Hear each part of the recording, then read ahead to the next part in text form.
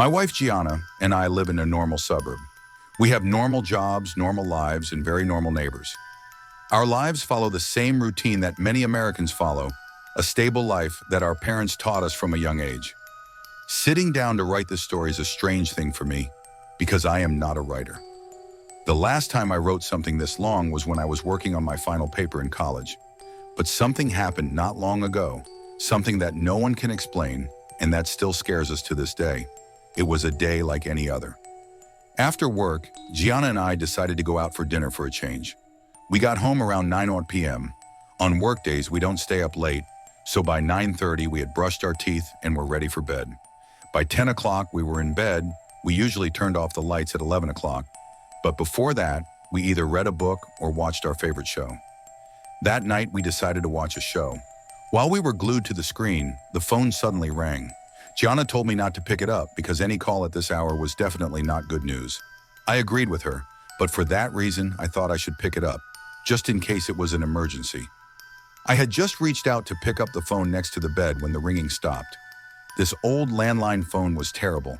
As soon as the call ended, the caller ID would disappear and there was no way to check the call history.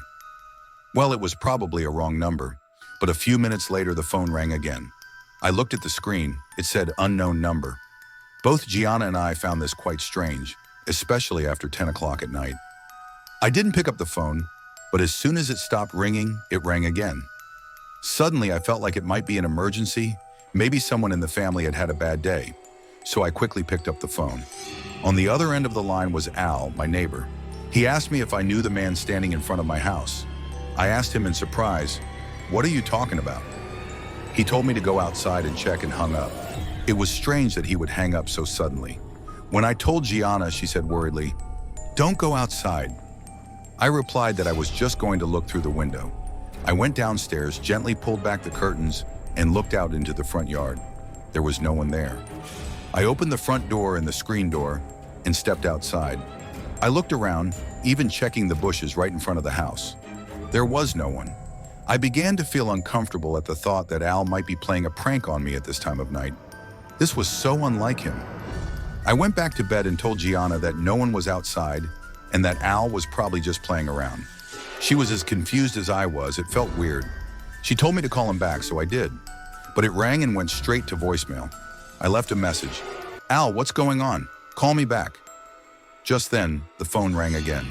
It said unknown caller. I picked it up and this time Al spoke before I could say anything.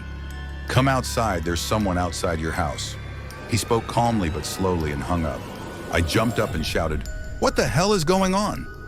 I told Gianna to wait here and went downstairs back to the window.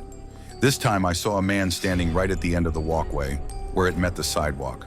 The man was wearing a hood covering his face so that all I could see was black. I was really scared. I opened the door and yelled, "What do you need?" The man just stood there. I threatened to call the police. Just then the phone rang again. I closed the door and ran into the kitchen to pick it up. I noticed that this time, the number displayed was Al's. I picked it up and Al said in a very normal voice, "Hey, I just got your text. What happened? I didn't call you." I was confused. I could have sworn he had called me twice about the man outside my house. Al sounded even more confused than I was. A few seconds later, he said he didn't see anyone outside my house. I turned back to the window and looked out. The man was gone. I demanded that Al tell me the truth right now. If this was a joke, it wouldn't be funny. Al insisted that he was telling the truth and that he wasn't the type to joke around like that. He was a very calm and respectful man.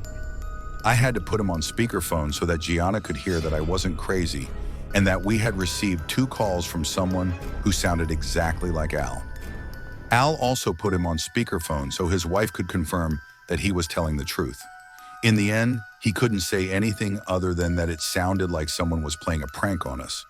We hung up, but I still couldn't calm down. I had to go downstairs again to hang up and couldn't help but take one last look outside. The man was still not there. We never found an explanation for this.